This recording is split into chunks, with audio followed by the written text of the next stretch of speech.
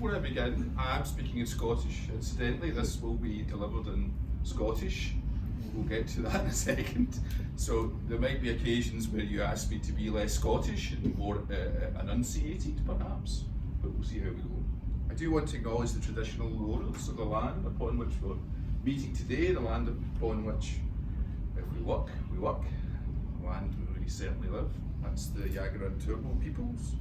And I want to pay my respect to elders past and present, but also as a political scientist, recognise the ongoing political struggles of First Nations people and our obligation to better understand them.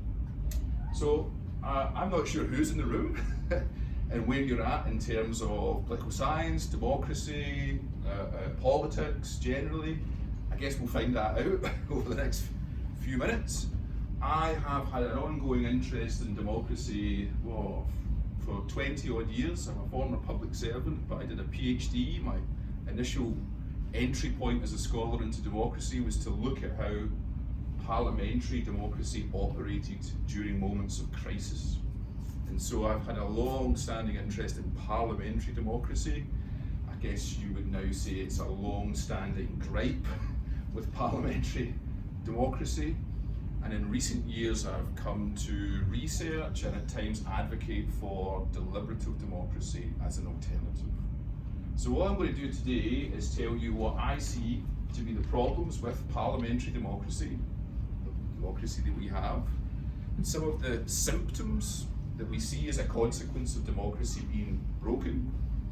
And then I'm going to move on to deliberative democracy and just be less academic and perhaps be a little bit more polemic and really try and sell it to you guys as a potential antidote to the problems that we see. So, in terms of the issue, it all begins, not with Edmund Burke specifically, this is Edmund Burke, but with the paradox that sits at the heart of representation. So parliamentary democracy is a representative democracy. Obviously a democracy based on the election of a parliament. And people like Burke, they were big fans of what was called trustee representation. This is the idea that we elect a parliament and they, parliamentarians, go in and represent the national interest. And Burke famously argued many times in a speech to the electorate of Bristol that it was necessary for parliamentarians to be at a distance from their electorate. To operate as trustees, they had to operate at a distance, and that would allow them to pursue the national interest rather than the interests of their local constituents. This takes us towards the paradox Hannah Pitkin has argued throughout her career that undermines democracy. And the paradox is quite simple. We are excluded from our parliament. We are excluded from our politics.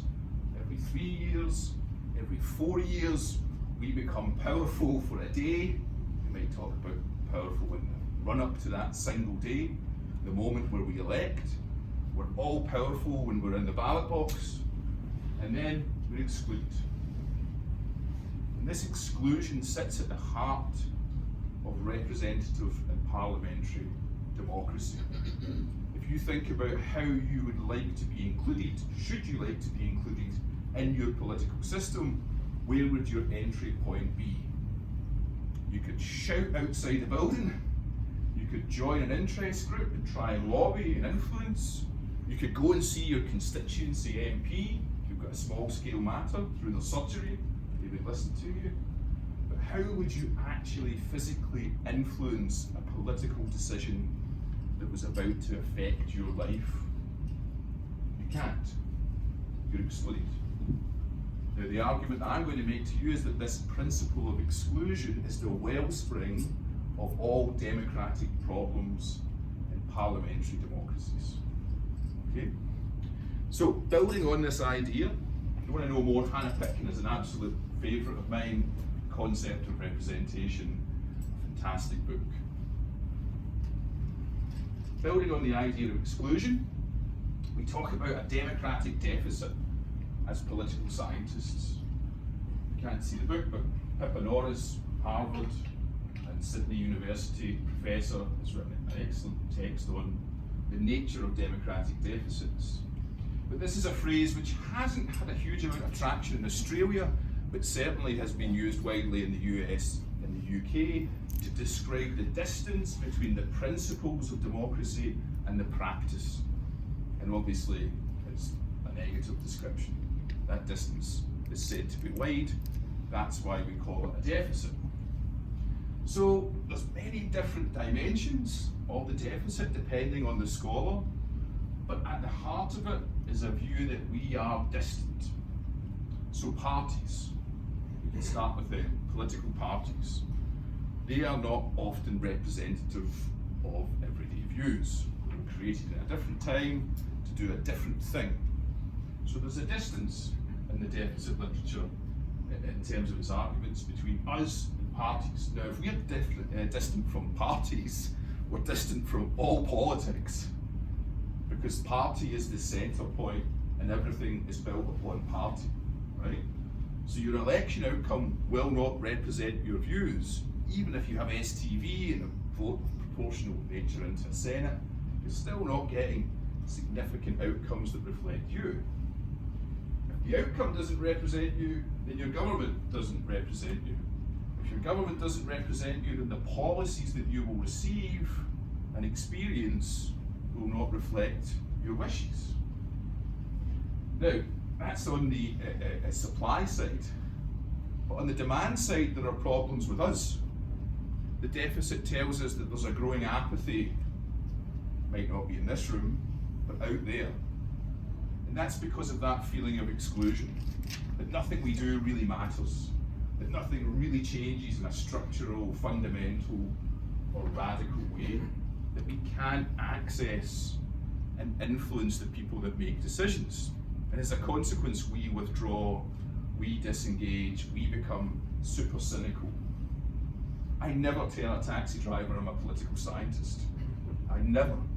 It's a taxi journey from hell, because they think I'm somehow training politicians, right? I tell them I'm an accountant. No one wants to chat to an accountant. You get a peaceful taxi journey home. That's part of the apathy. A caricatured view of politics on our side, and a growing apathy, and again a disinterest. Okay? So what we see in supply and demand is a kind of a cyclical, reinforcing problem. As we become cynical, we become disinterested, and they drift apart.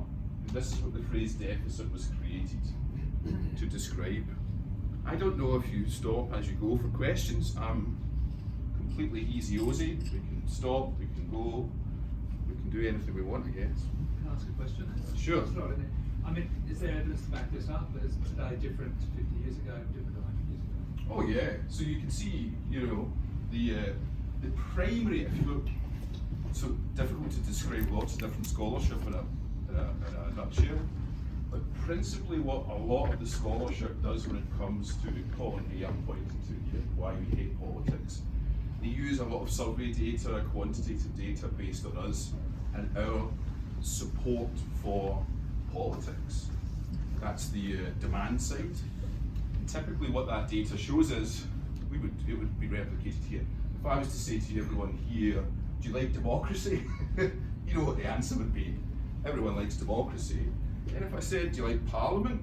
We start to go down. And if I said, do you like this incumbent, that agency, it gets winnowed down and down and down. So what we see is support for the idea, and then a winnowing. This is in the data. So that's the demand side data.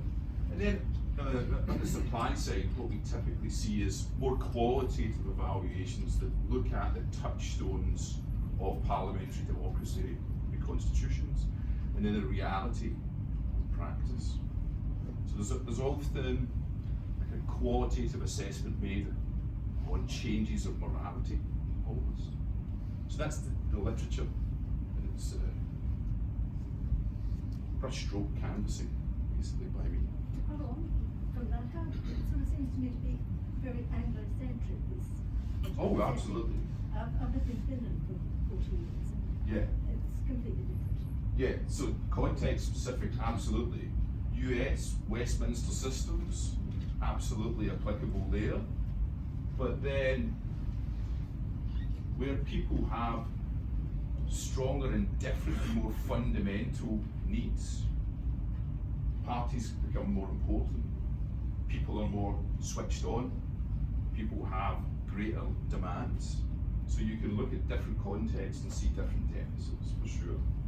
This is mostly applicable to Westminster systems like Australia, Canada, New Zealand, UK, but also the US. Yep. This seems to be fairly policy orientated. How does this overlay with the whole tribal thing, where you're not, people are not voting for a particular policy outcome, but more signalling of who they are and which group I belong to? Yeah. In which case, it doesn't matter what the government does. It just, you just care about who you belong with. Yeah. So that would be, we would call that party ID. So typically when we study voting and voting systems, we talk about party ID. So my father is a great example of party ID. He's only ever voted socialist his whole life because he grew up and lives in the East End of Glasgow, and all his views are right-wing conservative, right? So he doesn't understand, he just knows when he goes in that box, he votes socialist because that's his party ID. There is something in that in relation to that demand side of what we want and what kind of politics we want as part of this, distinct from policy. And so, we might probably not get there when it comes to my views on deliberative democracy specifically, but I'll just throw it out there because we can have a good chat about it. I would like to abandon political parties completely. I think the problem begins and ends with political parties. I'll leave that one hanging, we can return to it. Well, that was the original plans of the United States by many of the founding fathers. Yeah. In Washington, they didn't, and they, of course, they didn't start one party, and then it evolved over the generations. Yeah. The problem with parties is we as voters are socialised into a kind of commitment to one, and then they are socialised into a way of viewing the world, and institutionalised into a way of viewing the world, which creates this distance. You think about, I don't know if there's any MPs here, very, very, very strange profession, the MP, it doesn't always align wonderfully with the reality of the world. Yeah, we can come back to that. Question. When you're in Parliament, quite often the Liberal and Labor Party, two major parties, will agree through negotiation on certain things. So it's also working as, what you said, just independent people. So they'll say, yes, we're happy with this, so we're just going to vote for it because the vast majority have agreed with this. If you change this legislation to do this, so we'll vote for it. Yeah, I think there is that. There are examples of bipartisan, long-term projects. There are many examples of individual MPs doing good things. There are examples, and we can point to big, important policies. NDIS springs immediately into mind, where politics in the current system has produced something really wonderful. I'm not disputing any of that. I'm simply saying there is a series of problems here which are intrinsic to the model of democracy that we've got, and we could think about difference. We'll go up here and then come down here. I'm only on slide 2, this is wonderful. When you said you in your ideal environment there'd be no political parties, is that somewhere where maybe in the next decades blockchain of cutting out the middleman of like they do in Estonia, how they do the elections and everything on the blockchain already? Is that kind of where you see the individual directly contributing to democracy? Yeah, so I mean there's a number of different ways. There are wonderful members of parliament who could be individual members of parliament, and unlike Buck's point, they can be delegates, which they are already to some extent, much more located in constituency views, doing constituency work and voting on their own terms. So that's one. What I'm going to present to you is a completely different model of democracy that doesn't rely on any middlemen or women. Sorry, I was going to say, I always cringe when I hear a politician say, I have a mandate, or we have a mandate. I mean, a political party barely gets more than half the vote these days, so how do they read a mandate into that, or what's your perception of what a mandate is? Yeah, so that legitimacy comes through these institutions, and the UK is a good one for exactly that. We have first past the post voting, which regularly returns governments that have significantly less than 50% of the vote because of the way the constituencies are spread out. And well, they claim legitimacy because that's as good as it gets. And that is literally as good as it gets. You guys have a lot going for you in terms of the actual system, the electoral system that you have here. And again, this isn't part of it, but I can remember the first class I ever taught, we used Australia as an example of proportional representation, compulsory voting, and in comparison to the UK, it's pretty good. It's pretty good. We had a referendum on changing our voting system, and it was wholeheartedly voted against because we like simplicity. It doesn't matter that it's terrible, awful simplicity that returns terrible outcomes. We like that. At least you guys have got something a bit better. But we'll get to that. Some of the symptoms of the deficit. So, populists draw their oxygen, their political oxygen, from saying people are excluded. That's how they appeal. That's what they base a lot of their rhetoric on, and that's where they draw a lot of their salience from. However, the reality is, because of the deficit and because of the principle and the paradox of exclusion, we're all excluded. So anybody can make that argument, right? But in Le Pen's world, in Hanson's world, in Trump, and Farage, they can really craft a powerful argument based on that exclusion. And they can show it and people feel it. And because they feel it, they reach out and move towards these populists, right? So one of the symptoms that we have of this deficit is the narrative and rhetoric of populists. So populists use the deficit. I'll come to you in a second. Okay. Just give me an example what you mean by populist argument. Yeah. Well, you've segued lovely into my only video. That was perfect. It's like you were a plan. Not a plan. We'll need to take this show on the road. We can do it together. Here's one. Take it back a bit. So this guy's this is my only Trump clip. I should have said there's a trigger warning. Donald Trump disappear. My only interest is you, the American people. 100%. The American people. I'm running to represent the great majority of Americans. Republicans, Democrats, independents, liberals, conservatives, who turn on television every night and don't see anyone speaking up for them. The forgotten man, the forgotten woman. This campaign is about giving a voice to those who don't have one. I am your voice. I am your voice. So that's it in a nutshell. I am your voice. I am your voice. It's the same message that Farage played through over Brexit.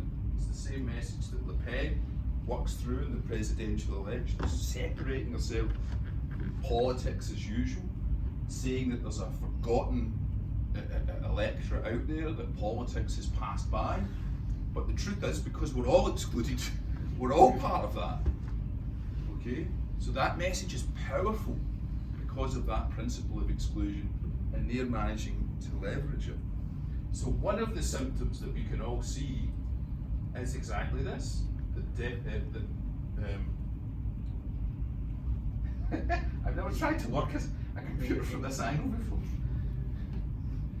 This is the same thing that we see. We see it with Trump, we see it with Farage, we see it with Le Pen. This is the voice. We've been underrepresented, we've been excluded. So that's symptom number one. Symptom number two, Punch and Judy. If you don't know who Punch and Judy are, they're a very famous pantomime show from the United Kingdom with two hand puppets. You see them at kids' fates when you're growing up. And Punch hits Judy, and Judy hits Punch, and Punch hits Judy, and then it's meant to be entertaining, right? No thought, just two puppets whacking each other over the head for the amusement of the masses. This is a phrase that we use in the United Kingdom to talk about party politics. Punch and Judy politics. It's a description of Prime Minister's question time, where somebody tries to smack somebody over the head rhetorically, the other one stands up and tries to smack that person rhetorically, and on the pantomime goes without any substance. In the United Kingdom, the benches of our national parliament are precisely measured to be more than a sword's length apart. The idea that the insult would lead to a sword being drawn, and because the benches are measured in more than 2 swords length, the sergeant of arms could then intervene. Now imagine this is a political system based upon that, based upon conflict, based upon one person getting it over the other person.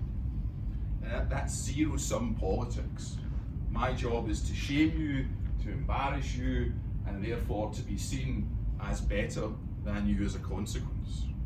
So Punch and Judy politics characterises a lot of the public displays that we see in our parliaments and debates, questions, but elsewhere too. Leadership debates. The second debate at the federal election was a Punch and Judy affair. If you've tuned into the UK leadership debates right now, Punch and Judy politics. You could watch Boris perform in Question Time. It's the most extreme version of pantomime politics, but at the heart of it is a toxicity and a need for conflict, which is really problematic, at least in terms of rhetoric. And this is what I mean about party politics being very different from any other profession. You think about what you do for a living. Can you go in and play Punch and Judy pantomime politics? Can you publicly shame a colleague for your own benefit? Can you stand up in a meeting and smash somebody publicly and then look around your friends and expect to get cheered? Whoa, hey, yeah, well done. Does that exist in your world? This is part of the distance. You see that and we think, what's going on there? And it undermines all the good that actually happens away from the pantomime. So toxicity on one level, and then a deeper toxicity as well. This is the Jenkins report that was published in 2021 after the Brittany Higgins case came to light in the March, Women's March on Parliament. And so the first, we talk about measuring the distance between principles and practices as a measurement of a deficit. The first statement is the principle, what ought to be, and the second statement is the reality. Now this is extreme toxicity, toxic masculinity, sexual assault being the outcome. So you can put it on a spectrum from the Punch and Judy stuff to this toxic masculinity, which is part of politics. It's been part of politics forever. It still is. The third symptom is one that I see day in and day out at university, and that's the increasing disenfranchisement felt by our young people. So every day I'm at UQ and I'm dealing with students who are incredibly active and interested in politics and incredibly disinterested in party politics or the media diet of politics or what they experience on a day in, day out basis. There are a number of reasons for this. One is because the rhetoric ignores them. and they feel like they are described as snowflake millennials who are not given a space in the communicatory dimension of party politics. Another one is because they feel that the policies that are emerging out of our political systems preface middle class, upper class, and more advanced generations, and ignores them. So negative gearing over university regulation. And we are really genuinely at risk, I believe, here and also in the UK, of creating a kind of two-track politics based on age, based on a whole set of different institutions, different spaces where young people will go, that will leave our institutions, or parliamentary institutions, even more hollow. So that's the three symptoms: populism, toxic politics, and a growing youth apathy, which is only getting worse. So, most political scientists and academics are just awesome at telling you what's crap in the world, and usually I could just walk out at this point, job done, political science is done, I've told you the world's crap, and now I'm leaving. But I really do want to present an alternative. So let's just have a little thought experiment, and then I'll put up a couple of slides really quickly. So I don't know what anyone in the room's passionate about, but just hold your number one political or policy passion, the thing that you would like to change, hold that in your head. If it was me, it would be something to do with housing policy. It's just outrageous. So, okay, so now you've got your issue. Imagine a world in which you could access expertise on that, right? So you've got your opinion on that, you get it from the news, you get it from your own reading, it could come from a place like this.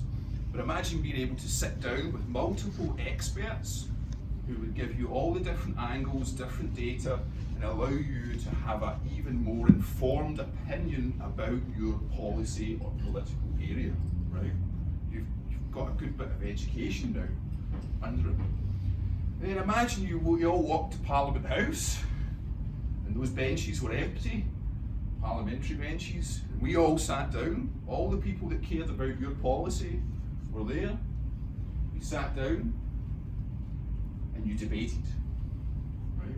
Not Punch and Judy debates, but genuine debate based upon what you've learned, what you feel, your lived experience. And in that debate, you felt that everyone genuinely listened to your point of view, and you listened as well. And as a consequence of the debate, opinions changed. Imagine that. You ever seen a politician publicly change their opinion? Publicly change their opinion. You ever seen a Prime Minister go, "That's a really good question at question time. I am wrong. That is correct. I'm going to change that policy." Imagine. Right? But a proper debate where people listen, where people change their opinions. And then a decision taken by you, which is then executed by government. Right?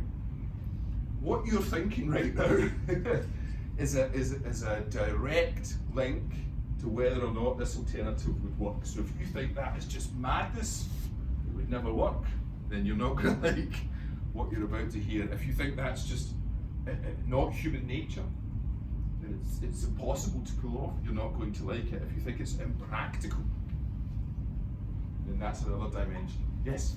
Haven't there been a couple of examples of this, what you've just described already? I mean, I'm thinking of Andrew Denton and voluntary euthanasia. You know, there was the same with the NDIS, it started as a grassroots movement. Absolutely. So some of what you're describing has happened. Yes, absolutely. And the examples I'm going to put up are real examples. It's happening now.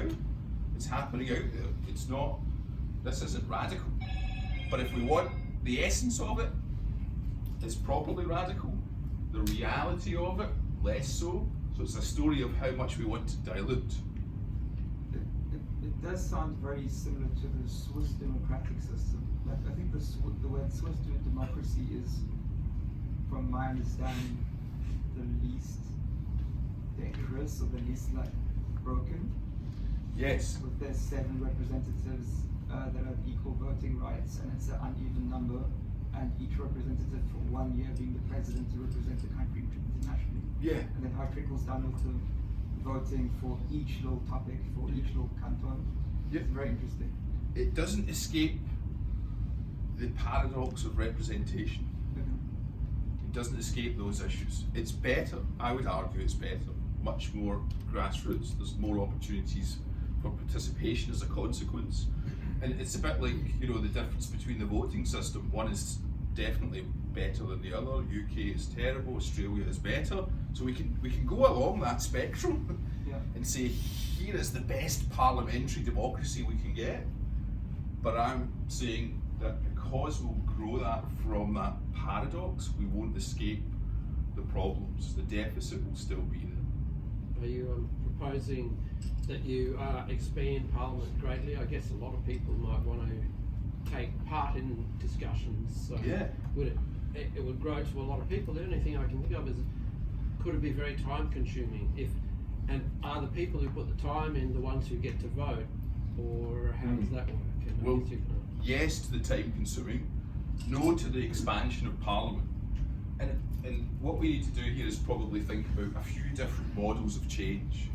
If we were going to implement deliberative democracy on a grand scale, it would be fully citizen-led decision-making in almost every way. There would still be a few areas. You'd fast decisions in terms of foreign affairs, foreign policy, etc., etc. But ultimately, deliberative democracy on a grand scale says we can take those decisions. Now, the we could be people directly affected by a policy, or it could be a representative sample of the nation in terms of demographics, if it was a national policy area. So we see a lot of, I'll show you the mechanisms in a second, local government mechanisms for very small scale decisions, and those can take people from local communities, put them in a room. But then on a national scale, some of the experiments have brought together a sample of Australians that represent the public, and they do the deliberations. But ultimately, it's about a collective decision involving the equal participation of citizens, right? And it's about the exchange of reason. So deliberative democracy is about deliberation. And this is what differentiates it from other models of democracy. The architects of this model say that there is an intrinsic good in debate and discussion, and that what we are doing just now is intrinsically good, and that when you put people in a room and ask them to make decisions from themselves, better arguments and better solutions will come from an exchange of reason.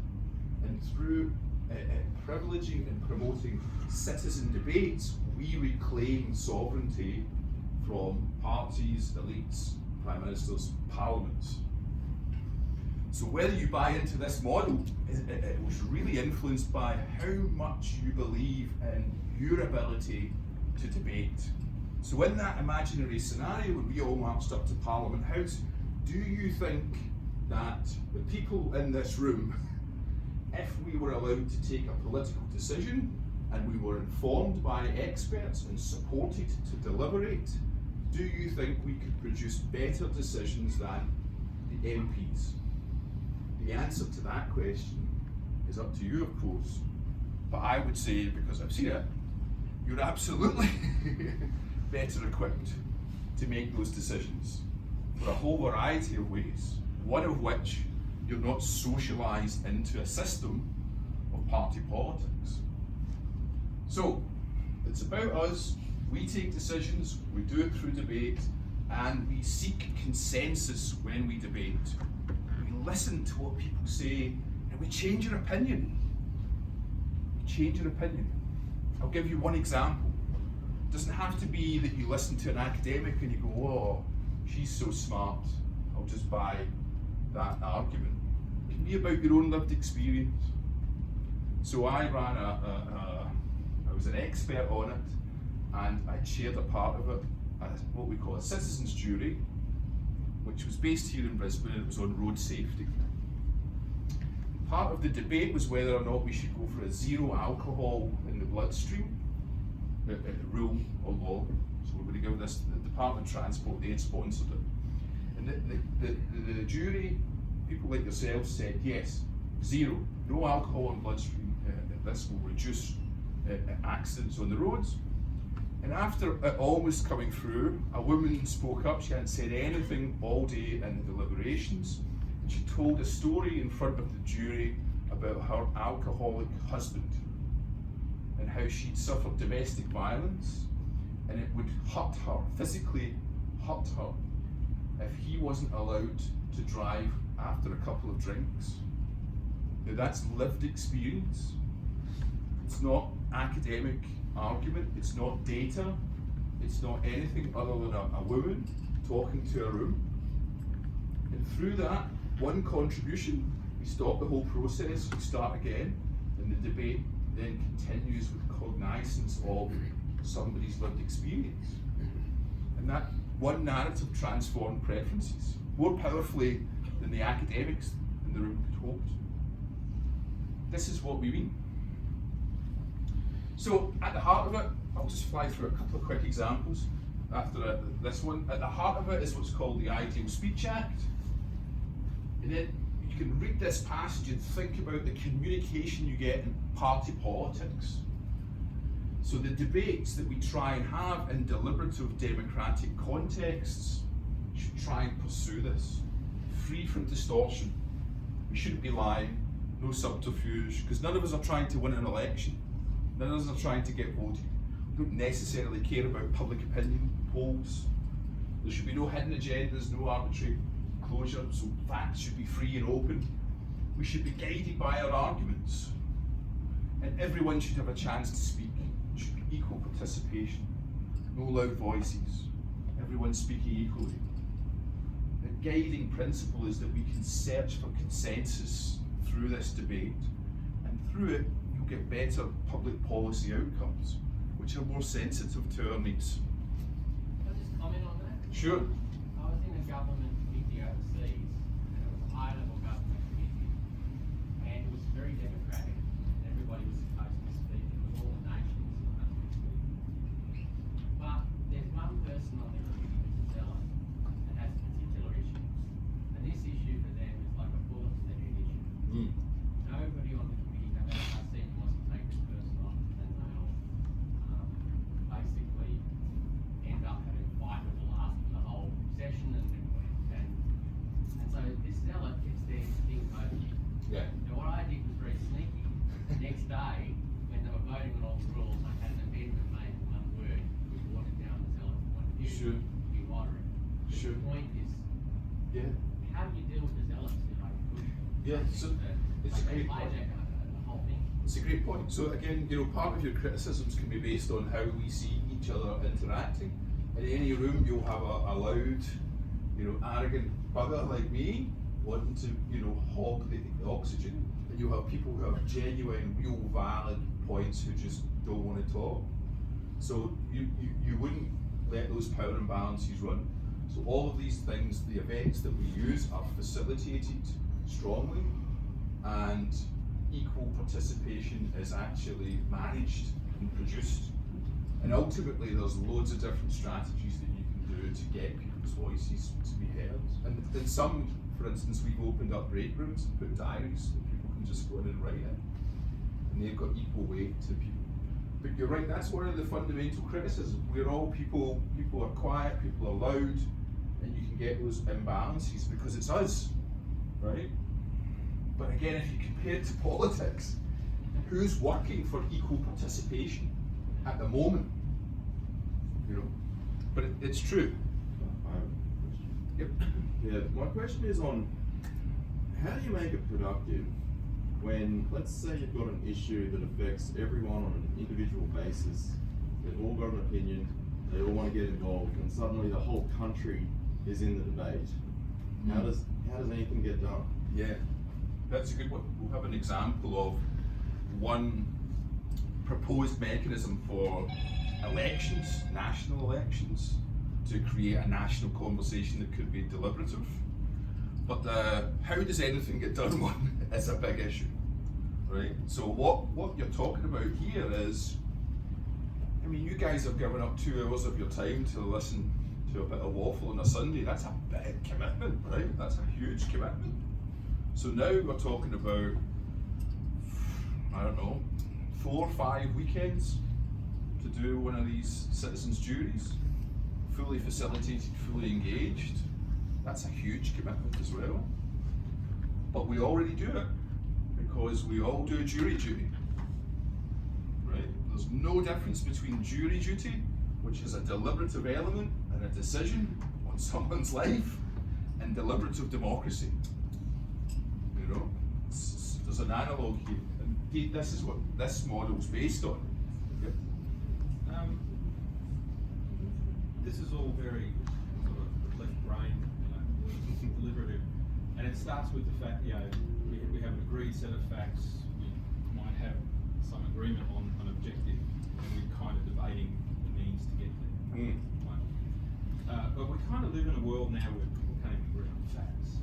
And in fact, if you have, I've got friends of mine who, if you took an expert in a room, and an expert delivered a whole series of facts and relationships, absolutely, then that must be wrong, because I've done my own research. Yeah. Right? Absolutely. Now, so how does this work when we can't even agree on the facts, Yeah. let alone the objective? Yeah. So I've run. Yes. I love. Experts don't agree. Experts don't agree, and I can say that's black, and someone will say that's absolutely white. But most experts disagree on the interpretations of the data. What if you just disagree with the data? Yeah. So I you're run. getting more fundamental. I run and have run deliberative forums which look at citizen attitudes to climate change, right? And those obviously have climate change skeptics in them, people who will not accept any data, any argument. There is no climate change, and they're there to tell everybody that they're wrong, and they are intransigent, but they're not really, right? If you put this is what we do. Put a climate change skeptic in a room with a group of people, could be some here, and you start to debate, right? Not debating whether black's white, but debating what would you accept, right? This is what I see all the time. I see dyed-in-the-wool climate change skeptics saying we'd like better levels of air pollution, so let's work around co-benefits in terms of climate change outcomes. I see them saying reforestation is a wonderful thing, let's fix the reef. Again and again and again, you can find points through interactions that lead to consensus. So this is the 2 things that I see all the time in these spaces. 1, people will change their mind.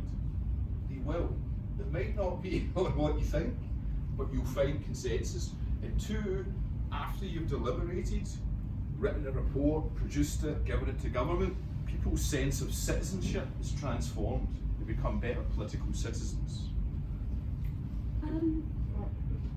I just wondered, it sounds lovely. I'm dubious about whether you can really get people in the room, and also even with the very best facilitation, whether you can get people to participate. But even if you could, you're still going to have presumably interest groups that advocate very well in terms of advertising messages in the community that are going to, I just wonder about the external influence that then people bring in their, mentality views. I don't see how that really translates. Yeah, so only getting people in the room, that's tough, it's hard to do. Sometimes you have to incentivize. So the one we did on road safety here, you got to fly down, stay in a nice hotel, you got to go to the casino, and they were literally in the casino, and that was part of the incentive. And then there was other people who really cared about the issue. We could get them in the room. Whether that politics should be in the room, and it should be coming out, and it should be advocacy, it should be there. There was a terrible example in South Australia where the Royal Commission into Nuclear Waste ran a series of citizens' juries, and those were infiltrated by environmental groups that were said to have influenced the outcome in a negative way. I think it's unavoidable that those views will be in, just as the climate change skeptics will there, so will the other people. But that's part of it, it's part of the process. Go up there, you had a question. I was just going to reflect that that phenomenon of people not accepting basic facts it's a symptom of the democratic deficits that characterise our current system. So that's not really a reason to conclude that it would be futile to move to a deliberative democracy system. In fact, I think if we did adopt some kind of deliberative democracy system, habits of mind would change, attitudes would change, we'd be able to overcome those issues to some extent. In a system based on conflict and adversarialism, what you do is you get people being passive aggressive and fully aggressive as part of the kind of institutional normality. Whereas if you move to a system which is consensus seeking and based less on conflict, you're more likely to find consensus. Yeah, and when, just shout me when you want me to stop. I've got. With the citizen jury, have you ever done anything on the collective intelligence of society as a whole? Yeah. Yeah. So as you're underpinning your question is that we. What I'm saying is, if you have a citizen jury like this, the outcomes will be better because we know from science and statistics that collective intelligence is usually far better than individual intelligence. Yeah. I prove that through statistics and mathematics. Yeah. It's definitively right. Yeah. So I thought you were going another way. So one of the typical questions that I get, which is boiled down, is that people are dumb, and you wouldn't trust everyday people with making decisions. That's what I get a lot. Why would you trust everyday people? And of course, the answer to that is, well, I can remember in Scotland, a socialist MSP was voted in, and she then declared she'd only ever read 3 books, and one of them was Harry Potter. So the system's not rewarding intelligence at the moment. In the short term, the social intelligence is not that great, but in the longer term, it always is. Yeah, I think, so as a citizens jury, you take a group of people, you surround them by academics, you surround them with people who implement, you put government policy people in the room, and you put a bunch of facilitators in there that can help them debate and discuss, right? And the outcomes that I've been involved in, 3 back in Scotland and a couple here, the outcomes that they produce in the form of a report that's given to government are amazing. Like amazing. You don't read these reports and go, this is just nonsensical. And not particularly radical, but really good. My question is, so why cannot choose the jury from the academics instead of normal people? Like, I don't know if they're talking about like a change about the infrastructure, why you cannot call a bunch of engineers and tell them to make the decision. Because that's not democratic. That's just another form of elitism. What you want is people. So if I'm going to take. You're taking like a bunch of people that don't know anything about the topic, and you wanna pretend that they take a decision that they have no idea. No. So what we're taking, well, there's 2 types of people. So let's say we were doing, road safety is a good one, right? So you would take people who had perhaps lost people in road safety tragedies. You would take people who had experience of driving different professions, different parts of society. Then you would take people who are just interested in it. The idea is that the people affected by the decision can be trained to take decisions which are more effective than elected representatives. So citizens juries 1, that was the one I was last involved in 2015. That's an instructive one. It was a wonderful report that they produced, but typically they're ignored by government. So we produced a wonderful, fantastic report that's never seen the light of day. And that's typically what happens. They are ignored. Deliberative opinion polls is another one. So a sample of people, this is often used at local government level, a sample of people are taken, Noosa councils use them quite a lot. A sample of people are taken, they're giving information before they come in, then they come in and deliberate. Before they come in, they're given a survey about what they think should happen, and then after deliberation they're given the same survey, and we always see the preference changes. Right? So as a consequence of this movement through the deliberative process. A good example of the deliberative process was a poll tax in England in the mid-late 80s. It's a controversial thing to say to a Scots person. Yeah, when you think about it, it's actually got the sack for introducing it. Nobody wanted it. There was riots in the streets, we don't condemn. And nobody wanted it. It wasn't the best in Britain, and it worked out the best. It worked out the best. Yeah, well, they never introduced it. The poll tax was just a flawed concept. Yeah. Total flawed concept. So, I mean, they would never have introduced it if they'd created it in a deliberative process. No, Because crazy. there would be Scottish people in the room saying this is ridiculous. Then we wouldn't have had to have rioted. It wasn't just the Scotch, it was the entire country. Yeah, but it was imposed on us first. Anyway, that's a whole different debate. But so the argument for that is there's repeated examples in the literature. So the decision to invade Iraq is another one, right? The decision to invade Iraq would never have taken place if it was created through citizen deliberation. That's the kind of arguments that are made in the deliberative literature, because it would be slower, it would be more voices, those kind of knee-jerk moments of politics and policy would be avoided.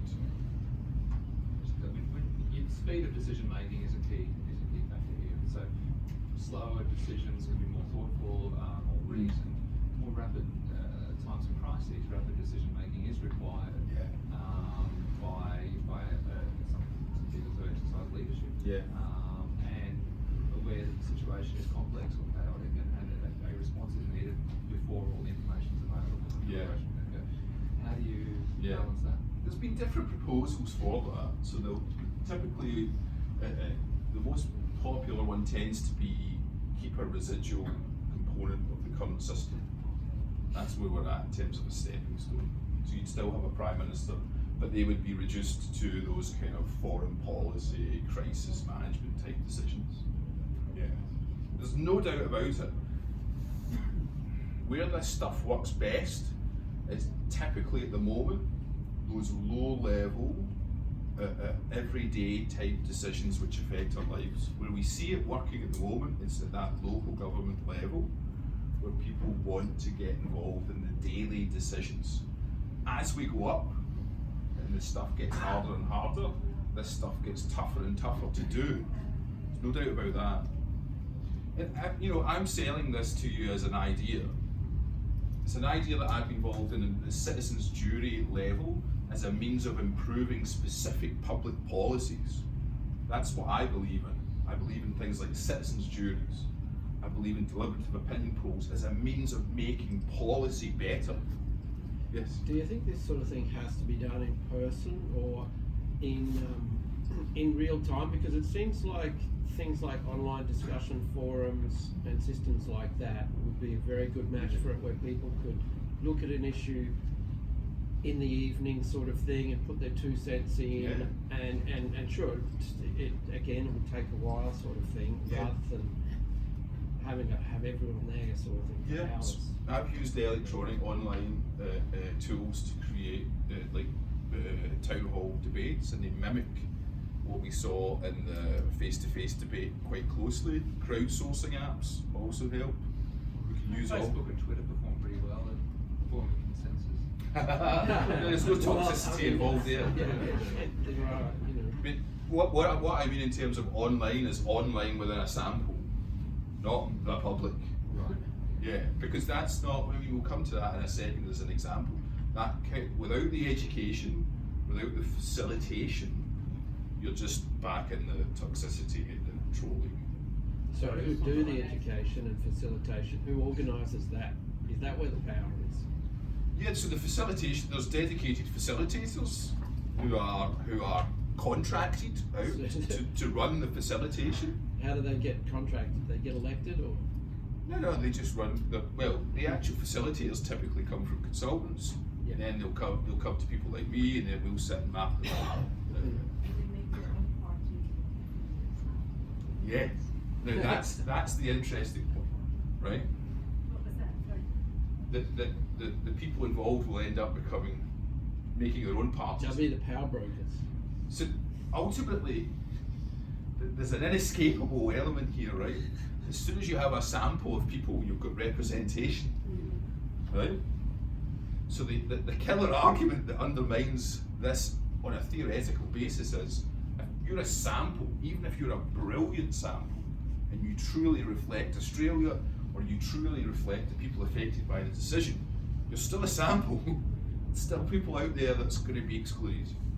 Have raised something just about online, because the percentage of fake accounts on Twitter and Facebook is very high, and it's far more than they say it is. It's so many that it's sometimes some. So for instance, if you have a campaign issue, 120 people tweet it, maybe 97 of them are controlled by social media agencies or something like that. So what I want to say is just that you have to make sure that it's actual people, not someone with multiple aliases. They have to be linked to identity somehow. And that relates to scale. Yeah. As you scale up, that's the issue. We're going to say, would you see this citizenship jury as selected like normal jury is, or as you see it as a voluntary contribution? Well, it just depends. There's been different ways. So the road safety one I was involved in was a genuine attempt to get a demographic sample that represented Queensland. And they did pretty well. Like the people in that room were representative of Queensland, I felt. So that was one example. The other ones I've been involved in were things, well, one was a good example, was related to respite care. You know, I don't know if anyone knows respite care, so this is care given to carers. So if you're a long-term carer, you can get respite that takes you, gives you a small holiday, puts somebody in to do the caring for you, gives you a break. Incredibly useful, essential policy, but costly. So we created a citizens jury in Glasgow to work out what to do about it. And that sample was predominantly people from the area, the policy area, and also client service users, carers. So very targeted sample. You know, the idea being that we wanted real expertise and lived experience. And it's small enough that the nuclear fuel one, that was an attempt at representation of a geographical area. Town hall meetings are deliberative. You can create town hall meetings that are deliberative in nature. Here's the participatory budgeting. So Jonathan Shree, local councillor, has opened up his public space infrastructure, and you can vote for what public infrastructure you would like to see implemented. That process began with a series of public meetings like this one, that then leads to a system where you literally go on a website, click a button if you want to see, you know, something built in a park or a bike lane or whatever it may be. Participatory budgeting is deliberative. It's been used across the world to open up the expenditure and accounts of local government to avoid corruption.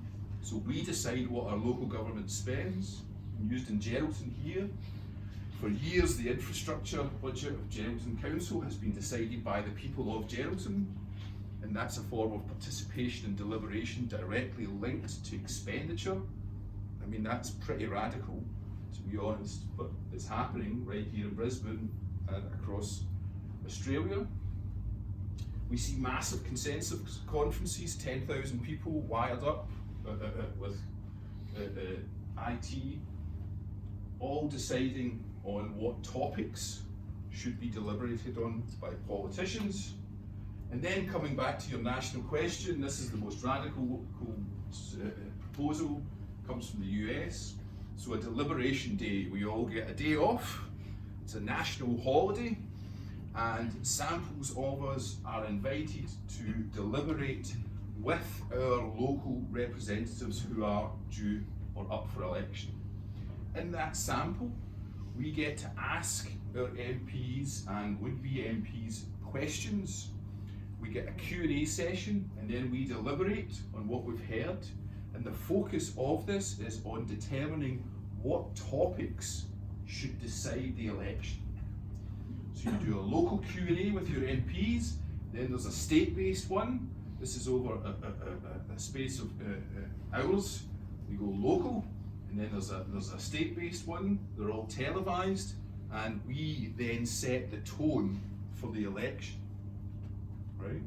It's a crucial thing. Elections aren't fought and won on what you want. They're fought and won in different topics, different areas.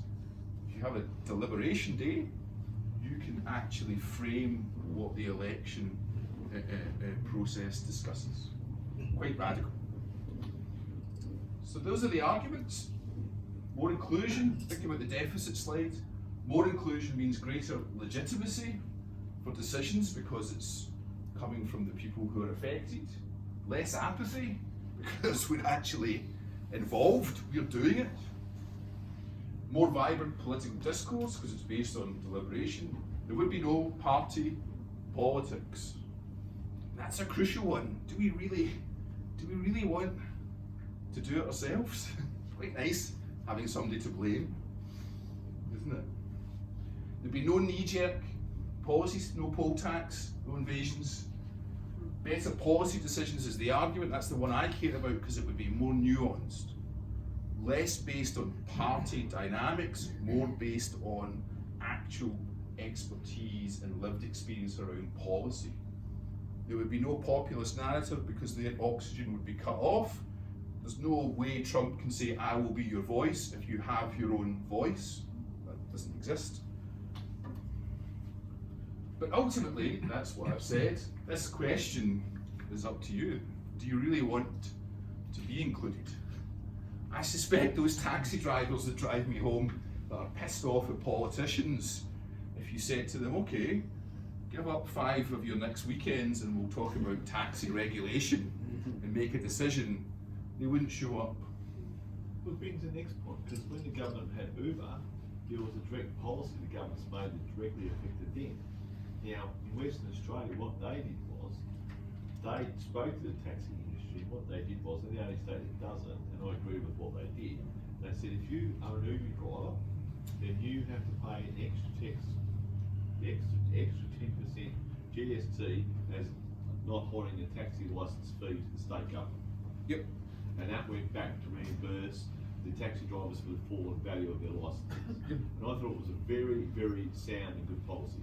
So I'm all up for that. I'm all up for more participation. Yep. I'm all up for more voice in legislative processes. I'm all up for all of that, right? But this is something different. What this is saying is it's not just going to the usual suspects and saying, let's get your views into legislation. It's actually, I mean, Uber's a really good one, right? So you could find a sample of people, you know, people that use it, people that drive it, people that have been infected for it, shareholders, blah, blah, blah, and you could actually have a debate about it. That's different. Yep. So in today's democracy, there's a lot of money to be made through lobbying or other areas.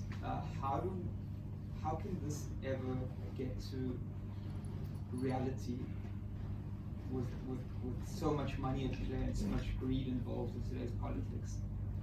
Yeah, so it would be very difficult to lobby in a deliberative democracy. Would they though? Because as soon as who finds out if they become nominated, and they swoop like vultures onto these inexperienced players and seek to influence them and seek to offer them bonuses for, you know. Yeah, I guess what I'm saying, this kind of institutionalized, systemic style of lobbying would be very difficult to do. It wouldn't be so institutionalized.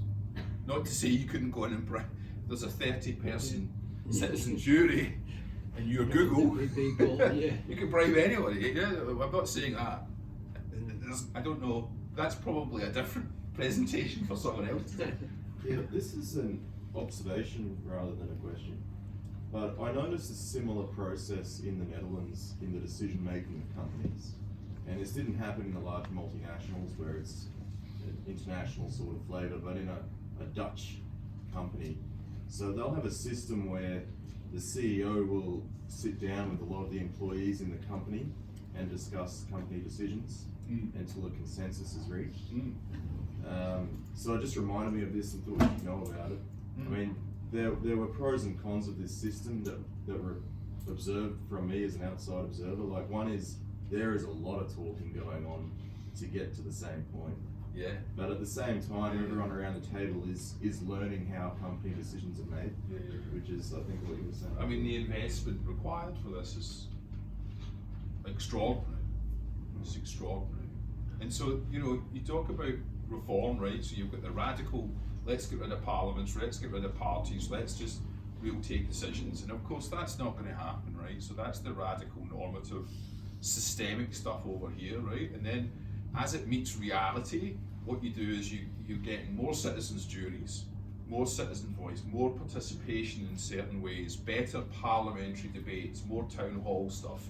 So as the big idea hits the reality, you start to get a more realistic institutionalisation, better debate, better deliberation, hopefully better policy. That's just the way everything kind of works. So the radical won't happen because it is intensely I guess the resources, you would say, probably aren't even there amongst us. I think it's too much in terms of resources. But what we can do across the board is look at these policy areas and get more citizen-led deliberations within them, improving them. We can definitely do that. And what we can certainly do is sort out the Punch and Judy politics. It doesn't need to be replacing them with us. It can just be making them deliberate and debate in ways that we would, right? Because we don't do Punch and Judy politics. Do you think there's an advantage, though, sometimes in the Punch and Judy, so to speak, in that there can be a toxic consensus, I think, at times, and I think perhaps if you looked at totalitarian systems, you might see that at play. And there is an inclination for people to try and pretend they agree, and although it's ridiculous, I'm not going to defend what you see in Parliament all the time, having that tradition there of disagreement being okay, there's something positive about that, I think. I think that's the main point of debate for many people. So the adversarialism of Parliament, that two-sword length apart, the idea of big ideas clashing, but also two parties or more holding each other to account through the conflict. I'm not going to write that off, that's parliamentary democracy. But of course that's an ideal, and as you say, the reality is slightly different. Can people agree? And would there be subterfuge? There would be less. What I see is, in these, we call them mini publics, you know, the microcosm ones, the citizens' juries. People do agree. They genuinely agree, and I get emails from people who have done these things more than a decade ago now, and they're still interested. So in your model, how would the role of politicians change compared to what it is today? So I think, come to your question, it's going to sound partisan here. Scotland is a good example, right? Because we created a political system in 2000 at the height of participatory and deliberative democratic ideas. So participation is literally etched into the stones of the Scottish Parliament. So we still have a parliamentary democracy. It's voted through a proportional system, but we are much more interested in citizen-led policy debates. So I'll give you a good example.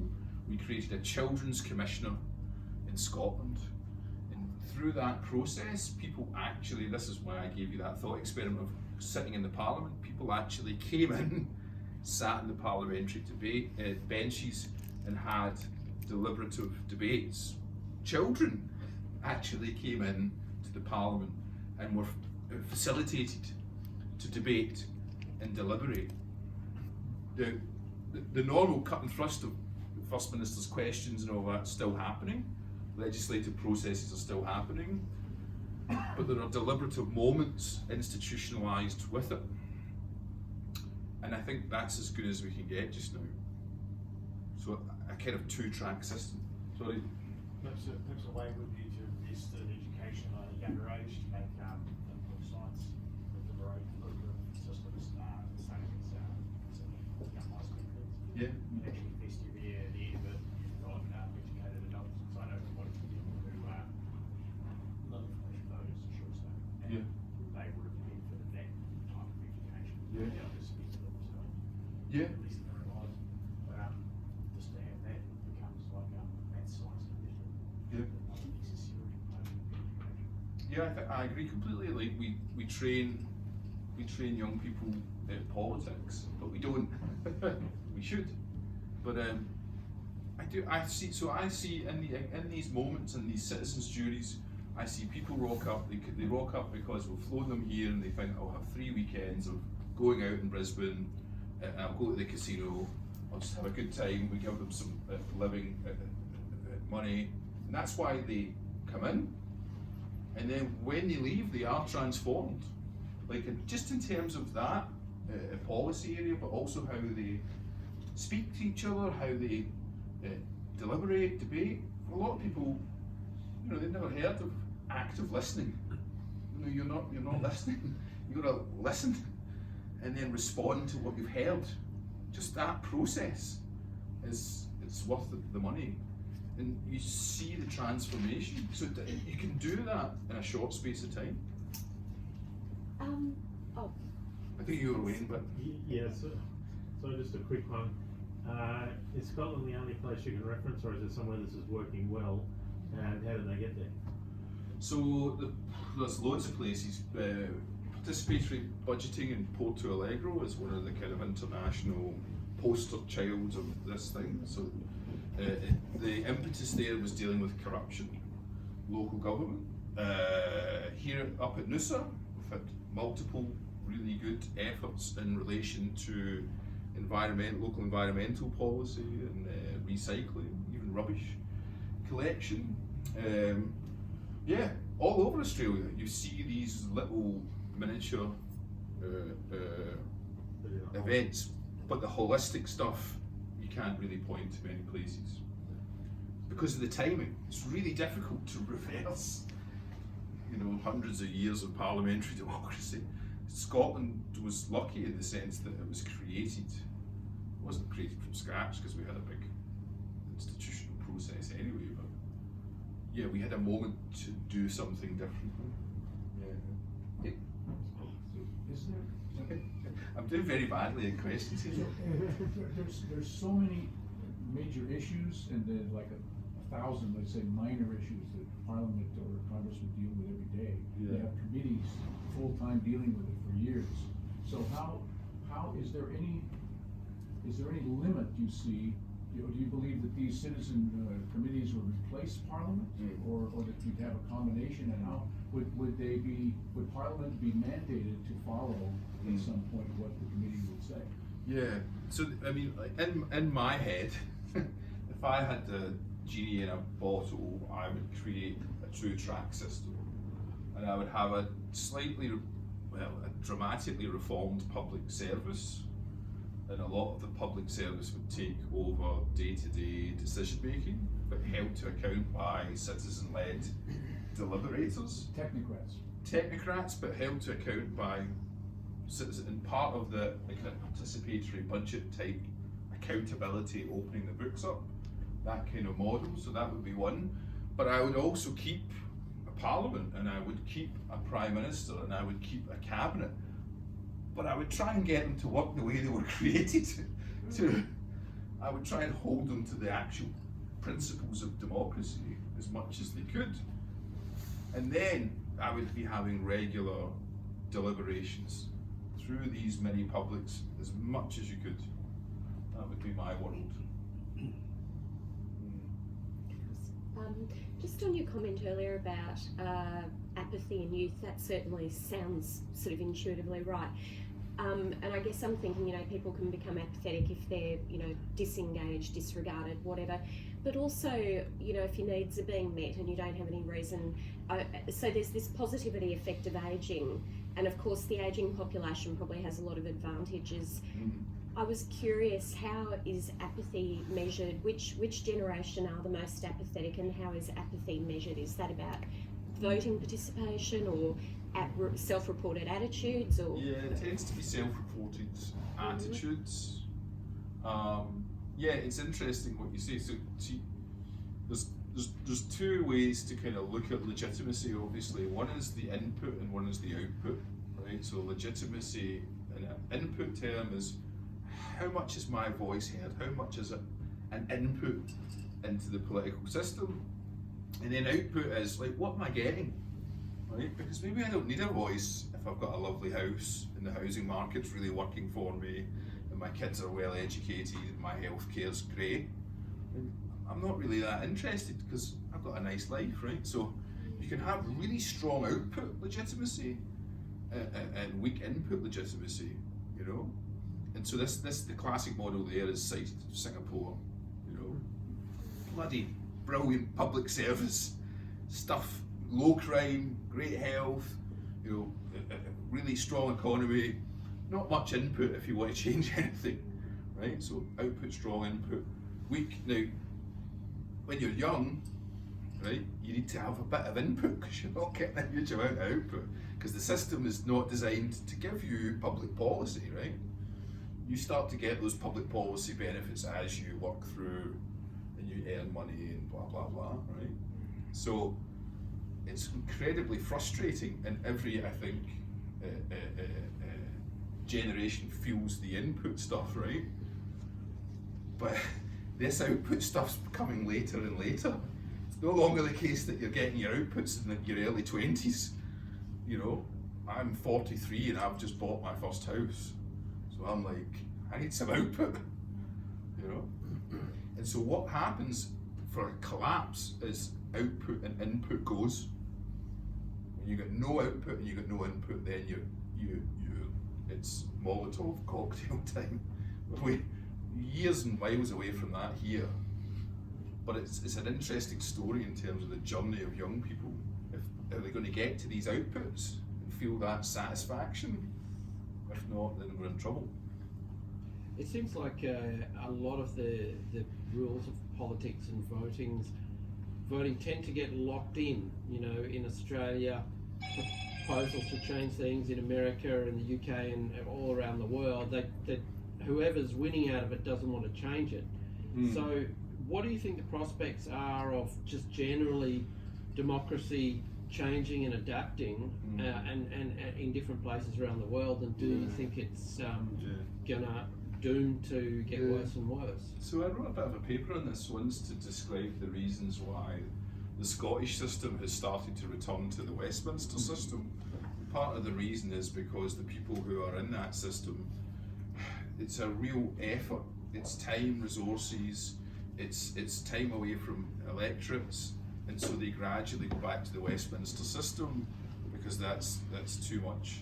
And I call it the kind of middleman paradox. It's the people inside the system that actually don't want to change it because it's once you're in it, it's set up for you. It's not the other way about. So you do. Oh, I was interested, are there any examples of non-democratic countries using deliberative democracy? Yeah, I mean, there's a lot of examples of strange participatory measures. I remember Mongolia having they had a text message referendum on resource extraction. Vote yes for resource extraction, vote no. And this was to allow international companies to come in and extract mine, basically. They had a text message thing. That's a great example of why you shouldn't encourage participation. You need deliberation, because nobody should be able to go yes or no. That's crazy. I'm still a little bit concerned about that party system. Isn't an emergent phenomenon from participatory democracy. So if you look at the Australian system historically, and I'm going now almost a century back, so during the Second World War, mostly was run by Labor. Labor was big union representation, lots of unions. They internally had lots of debates. The unions amongst themselves debated, and then you got Labor. And then and on the right you had full ossification of the sort of conservative side. They were fragmented. Menzies ditched the United Australia Party, and then started a whole round of consensus building meetings, and out of that emerged the Liberal Party. And what those parties are a series of trade-offs that's kind of pre-agreed. So I don't get my agenda up, but I get a piece of my agenda up. Sure. And that's how they kind of emerged. Yep. Now we're at a century later. You can pretty much see in the data that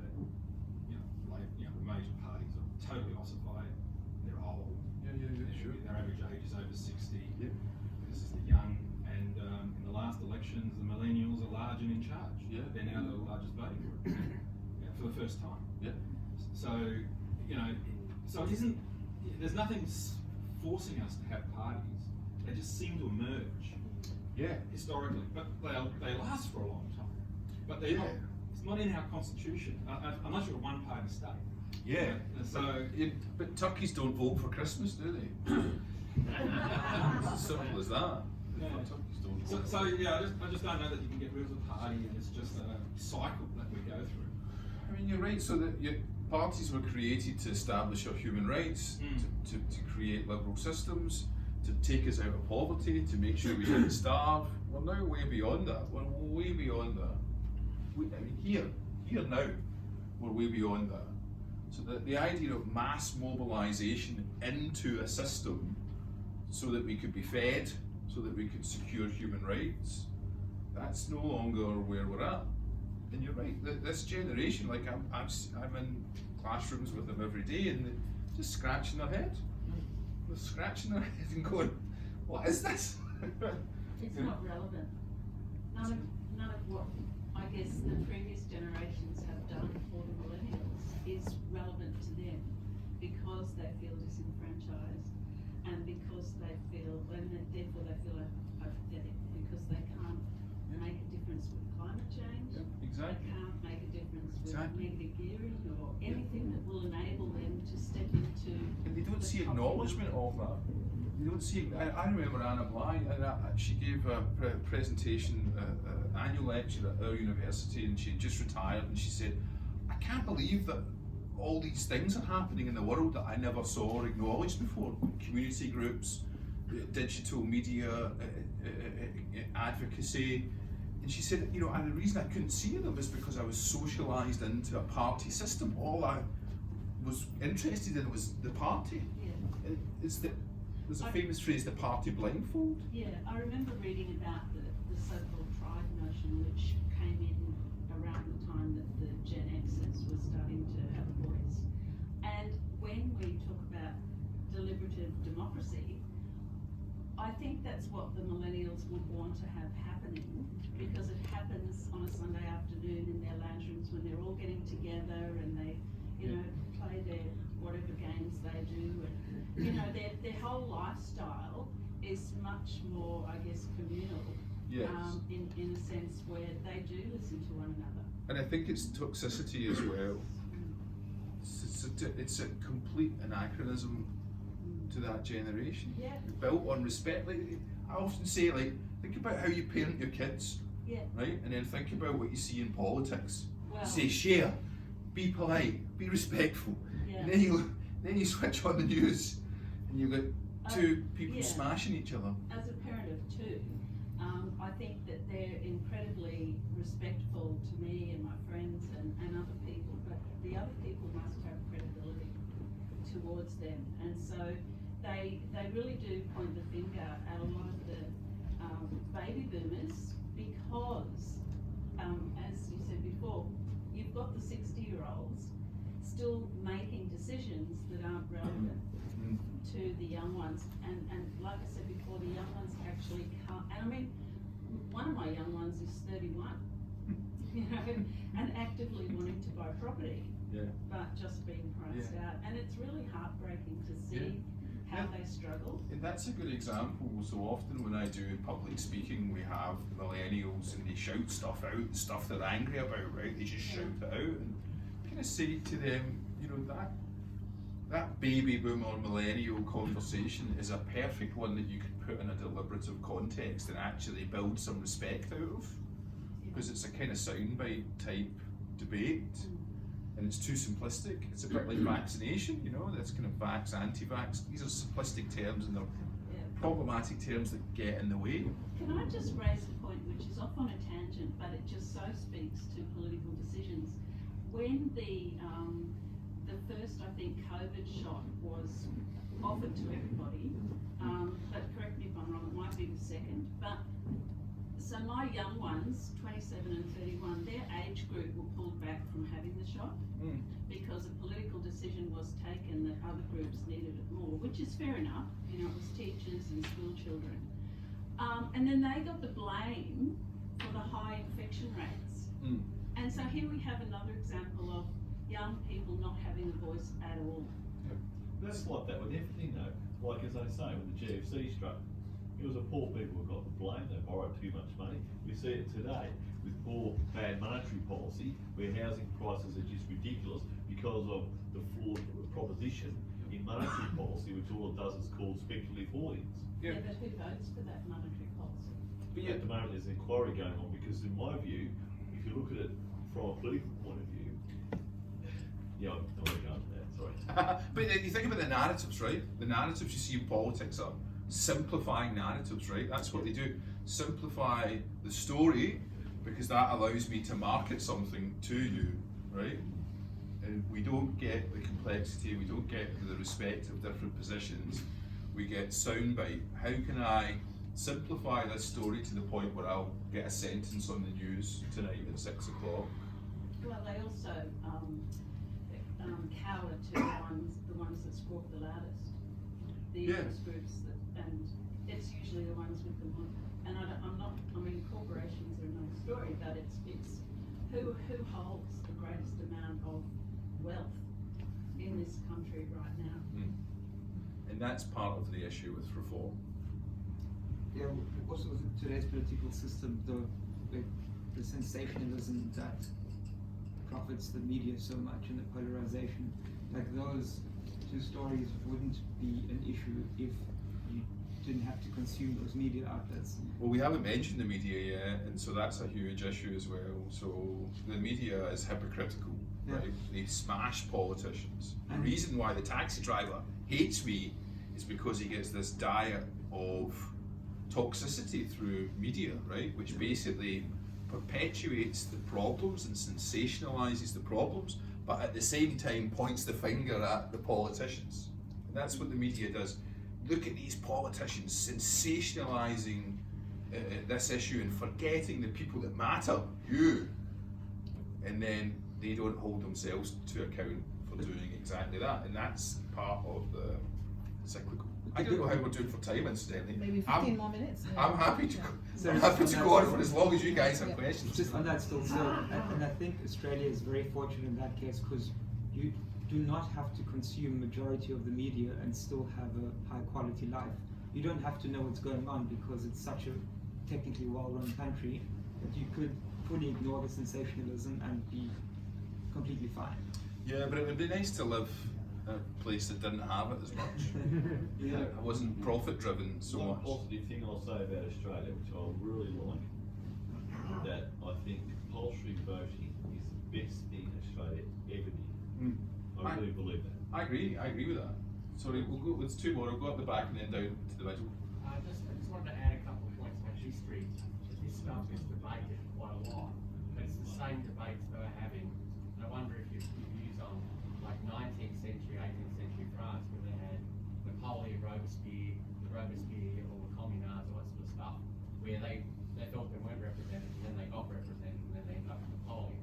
So it's sort of like, it can end badly. And then the second point about that is the Victorian Parliament has on its floor an engraved statement which says, in the Council of One, there's tragedy or something like that, but in the Council of Many, there's safety. And they actually felt compelled enough to say that we need many views to make a society work, so it sort of goes to the point. And they engraved that onto the floor of the Parliament. Yeah. Well, I mean, on the first point, Buck's speech and his validation of that trustee notion was a direct response to France and the revolutions that were happening in France. And he was determined to say that people should not have a voice in the UK in the way that they were having in France at that time. And that revolution should be should never cross the channel because of the need for trustee representation. Yeah. With the nature of two-party politics and political systems, people have to choose one or the other. Can't we just dissolve them in a fair vested that is proportional representation of representative chunks that achieve at least the compromise towards some of the situations what you would like to actually see? I mean,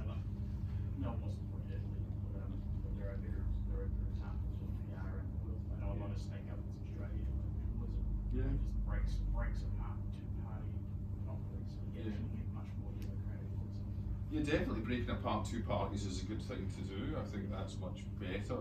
It's an interesting thought experiment of what you would do if you said tomorrow no more political parties. Italy is an example. They have thousands of political parties in their parliament. They seem to function quite well. Yeah, I mean, there's plenty of places around, but how would you actually go about the transition? That's what you could do is basically increase the number of seats that had to be held with independents, and then slowly kind of move them out. Or you could go full on, we're done, which is never going to happen. But would you get people who are really in parties but secretly in parties? That's just your right to associate. Yeah, That's it. you know. Parties are an emergent phenomenon. They're not a legislative phenomenon. They exist because people agree they exist. But you could have groups of people voting in blocks without whips saying, I will tell you, you know, if you're voting in the House of Commons, you get the weekly timetable, and the whips basically went poof, poof, poof, and all you do, you don't even vote, you just walk down a corridor. The whip sees you, well done Alistair, you've done your duty, and you go and sit back at your desk, the bell pings again, you go right, walk down. You don't think about it, you don't even know what you're voting for. It's like, oh, there's the vote on invasion of Iraq. They would have known that one, but you know, the more mundane stuff, they're just like, the whip's told me to vote, I don't have time to work out what mental health legislation this is, and away they go. There's a basic human instinct working against you, and that's our instinct with tribalism and collective history. So whether it's Collingwood versus Essendon, states of origin, Liberal versus Labor, it's the instinct to join with a like group of people and wear the same scarf is just so, it's so it's part of us. It's so hardcore. It's, you know, us, the next valley will fight with them. You know, it's just the whole thing, and you're going to be fighting that whole trend the whole time. I mean, I think as you get bigger, that's probably true if you're starting to move into big. But if you're in a room full of 30 people and you're trying to work out how to get better respite care for your mother, and everyone in that room is trying to work out how to get better respite care for your mother, you won't get it. You won't get it. You'll get genuine. So as we go up, I think that security of tribalism becomes much more profound. But if you stay in the weeds and do the micro stuff better, then it's not there. It's not there. I've never had in any of these things, incidentally, anyone talk about party politics. Who they vote for, what they are in political terms, whether they're conservatives or socialists. Never had anybody ever talk about it. Yeah. It seems like the political parties mainly perhaps to split up between some fundamental issues, say for example, believing in big government and having, you know, government not having much control in your personal life, government having a lot of control. And it seems like those fundamental things might end up just coming out naturally. How do you deal with that? Yeah, I mean, I don't think those fundamental positions hold water anymore. The idea of being a conservative versus a socialist, I just don't see them as relevant anymore to political decision making. I think they were a way for the movement of parties to happen, for them to be created. I think they were monumental debates and issues in their time. But I think now what you do is, going back to an earlier question, is, oh, my mum and dad are conservatives. I'm a conservative. What does that mean? Right, okay, here's my policy preferences. That means I'm a conservative. We'll start voting conservative. I'll go for conservatism. And you kind of take that in, right? And you're socialised into something which is an anachronism now. Yeah. So I would like to see those big positions really scrutinised. It's fine to be a conservative, it's fine to be a socialist, but you've got to know what that means. You've got to see how that actually plays out in your decisions and specific policies. I don't think people do. So you join a party because you've been socialised by your home life. The party socialises you even further. You have a kind of default setting. I think that my question is more about the fundamental difference between people's opinion about what role government has, and that there will just be a natural divide about how much influence government should have, and that's how people respond. Well, I mean, I would say that each individual decision should be decided in relation to each individual decision, and I think that kind of value judgment about whether, because ultimately we need government, we need policy, we need public services. That's not a decision, right? Either that or we're just going to anarchy or pure libertarian world. Those aren't realities. So we have public services. How do we make decisions about them, right? And what I'm saying is a kind of big government, small government narrative on public services is just a waste of time, because every public service is different, every policy choice is different, and if you go into a decision-making moment with this kind of idea of I want big government, so whatever expense, you're not making the right decision.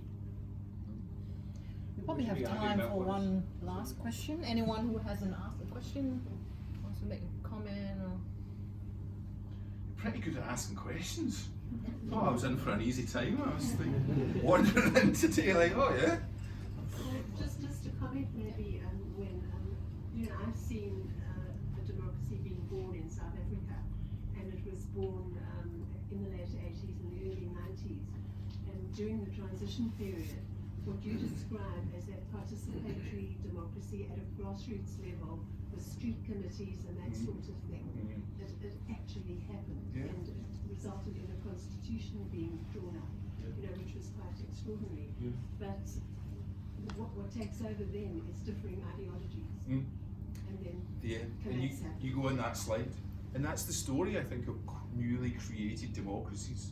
The principles are fresh, and good things happen, and then it seems like we start to slide back. We're on a whole series of registers, like we go back to Scotland's, go back to the Westminster system, interests in South Africa, big issue, like special interests, corruption. So why does it lose its momentum? It's a good question. I think in terms of Westminster systems, it's the easiest system for the people inside. It's the easiest system. It's easy to do, right? So the deliberative thing we created in Scotland meant the Parliament literally going out, or a huge amount of money spent facilitating people to get their views across, huge amount of time, money, effort. And basically they did it all in the first few years because they wanted that legitimacy, and it was part of this new change. And then it's like, well, why don't we just take a vote on this ourselves a bit quicker, save the taxpayers some money, easier for us. We'll do that now, nobody's really screaming because we're all busy and we've got a lot of apathy for politics anyway. Okay, nobody's really bothered, we took that vote, let's take the next one the same. And it's kind of rational choice. Scotland has an interesting situation because the Scottish, the Scottish nationalists are using problems in the Scottish Parliament, and their main goal is to separate Scotland from England above all else. Despite benefits, non-benefits, we could debate for ages, but they're very policy focused to the detriment of Scotland, or saying, let's secede from England. So I think the referendum on Scottish independence is a perfect example of the problems that you have when you try and just vote. You don't debate. Things get set on fire, families don't speak to each other again, there's toxicity everywhere, because we didn't debate Scottish independence. One last question or comment to wrap it up? No, it's just a comment on the South African deliberation period, that it was only 1 year, so the sunsetting period was only 1 year, and I think that's why it really collapsed fairly quickly. So if it was pretty a longer term of longer co-government periods, and it might have had a better outcome. Well, the transition was from 1990 to 1993. Yeah, and then that, I think the specific sunsetting period, from what I've heard, was only that 1 year post 94, and then they stopped it and just basically gave it to handed it over to people who fought for freedom and didn't know how to run the country. But the message with all of these things, the sliding, is democracy's bloody hard. Yeah. And we're all working very hard and very busy. And so how much work can we afford to do? Yes, I guess there's probably time to wrap up, and I think this discussion today is probably a great example of deliberation and democracy happening, you know, in real time. And I feel like I've been thoroughly questioned. yeah, it's been, for me personally, it's been a very mentally stimulating, you know, interesting discussion with lots of different perspectives and interesting experiences from people living in other countries. And I hope that, you know, you will all gain a new perspective from the discussion today. The next experiment I want to find out is what drinking has, you know,